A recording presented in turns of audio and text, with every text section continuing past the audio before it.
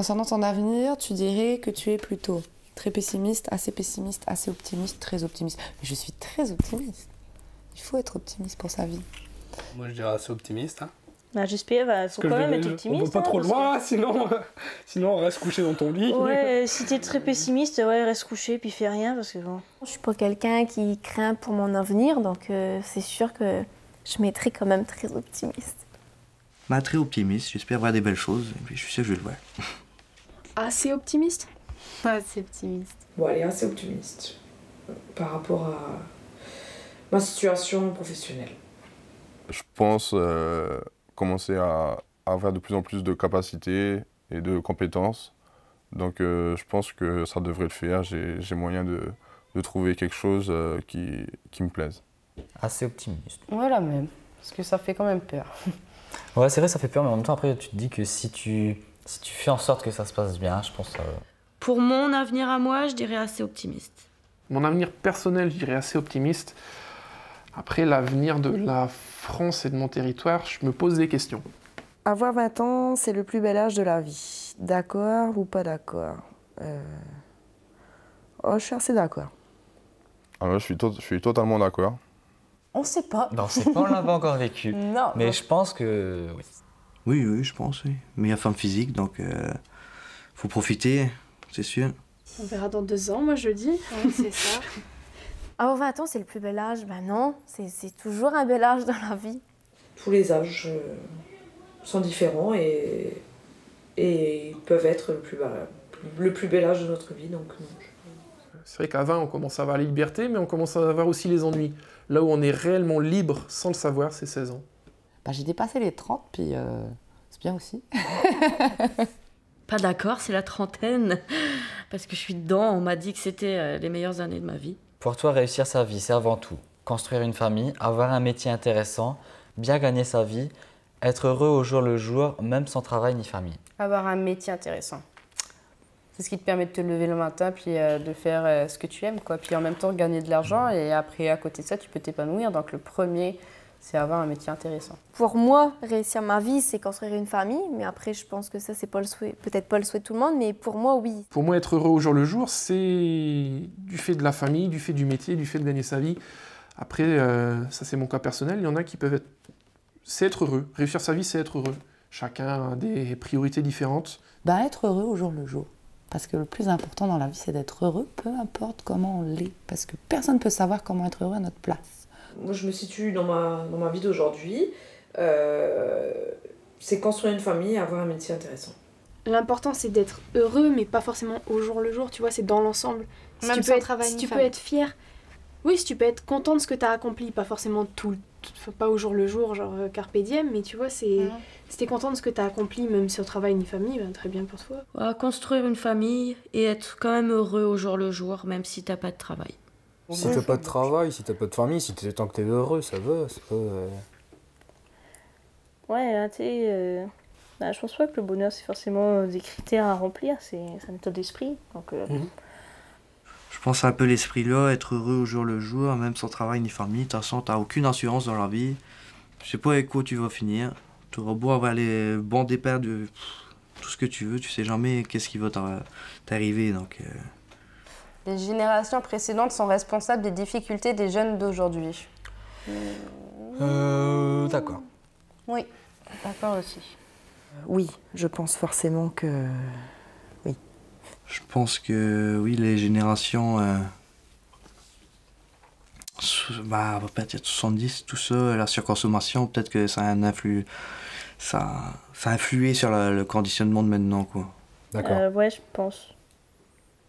Ouais. Après, on peut pas remettre la faute sur les autres non plus, Si. mais là, un petit peu quand même. Non, c'est pas les générations précédentes qui sont responsables des difficultés des jeunes aujourd'hui. C'est les décisions politiques. Les générations précédentes ont fait du bien. Je pense plutôt que c'est la classe politique actuelle qui fait du mal aux jeunes de demain. C'est plutôt ça. Oui, on peut dire oui, au niveau de l'environnement, au niveau de la crise, au niveau... Oui, mais pas tous non plus. Les générations précédentes, ça inclut un peu tout le monde, puis je pense pas que...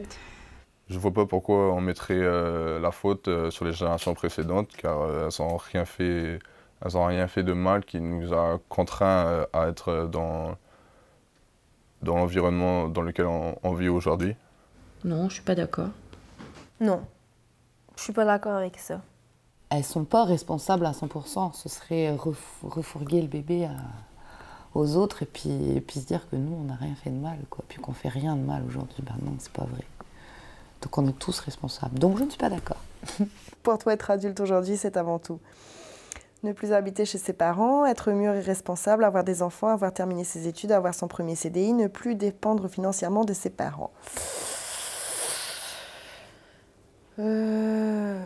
Être mûr et responsable. Je dirais ne plus dépendre financièrement de ses parents. Ne plus dépendre financièrement de ses parents. Être mûr et responsable.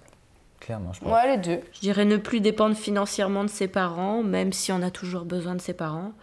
Être mûr et responsable, enfin ça, on n'est pas tous mûrs et responsables, même si on a tous la majorité. Ne plus dépendre financièrement de ses parents, je pense. Ah non, moi je vais sur être mûr et responsable. Je pense qu'être adulte, c'est quand tout le monde te prend pour une personne à part entière, quoi, tout simplement. Être mûr et responsable. Plutôt. Mûr et responsable, je crois que je serais ni mûr et ni complètement responsable avant la fin de ma vie. Donc on va dire que ne plus dépendre financièrement de mes parents fait de moi un adulte, selon les normes de la société peut-être. Je pense qu'être adulte, c'est avant tout être conscient de ses actes, de leur portée. Et c'est pouvoir réellement prendre sa place dans la société.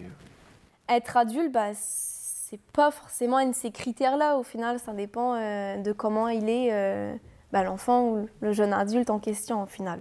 Est-ce que tes parents sont angoissés par ton avenir? Oui. Non. Je pense qu'on est tous un peu angoissés par son avenir. Bah, j'espère que non. Elle a très très peur par rapport au fait de trouver un appart, de laisser sa fille toute seule dans une grande ville. Donc elle est très angoissée, mais mon père, cool Raoul. Non, moi franchement, ils sont pas angoissés, ils ont confiance. Ben, ça est arrivé, mais non, parce que moi je suis pas angoissée. Ah, ils le sont plus. À une époque, ça a été le cas, mais actuellement, je pense pas. Ça va beaucoup mieux. Non, je pense pas. Je pense pas qu'ils sont angoissés non plus. Non. Enfin, ils ont confiance quand même en ce qu'on est capable de faire. Ouais. Ils sont pas angoissés. Je pense que ça serait un peu plus moi qui le suis parfois. Et eux, au contraire, sont super optimistes à me dire arrête, t'es une bousseuse, fonce, t'as toujours foncé dans la vie. Donc non, je sais qu'ils sont pas angoissés pour moi. Tu penses que par rapport à ta vie, l'avenir de tes enfants sera plutôt meilleur, plutôt pire, pareil? S'il y a une conscience environnementale plutôt meilleure, je vais essayer que ça vienne. Donc j'ai envie de dire plutôt meilleur parce que je suis optimiste. D'ici là, la crise économique, je l'espère, sera enfin terminée et que le monde du travail sera beaucoup plus simple et beaucoup plus facile d'accès. Je mettrais plutôt meilleur, mais c'est plus un espoir. J'espère qu'il sera meilleur. J'espère pour elle. Je peux rien dire. Pareil.